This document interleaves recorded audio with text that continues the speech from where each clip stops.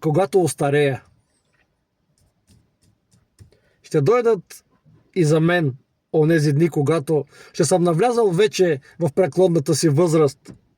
Ще считам за последно всяко лято и ще ми липсва младежката ми дързост. Музиката от преминали премеждия ще преплита бели струни в косите ми. Облечени в нюанси тъмни на одеждите, безмислени ще отминават дните ми. Ще се нижат като на кино моите спомени. Ще си припомням любовните терзания, обземали душата ми. И думите отронени глухо ще звучат в мен като признания.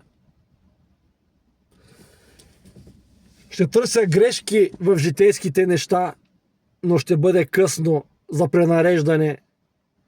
С косачката ще чакам среща и ще се надявам на прераждане.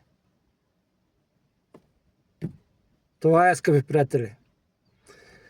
Това ни остава единствено да се надяваме на прераждане. А всъщност има ли, няма ли, какво е, що е, няма как да знаем. Не ни е дадено да знаем. Дадено ни е само да вярваме, да се надяваме и да обичаме. Обичайте, желая ви лек ден.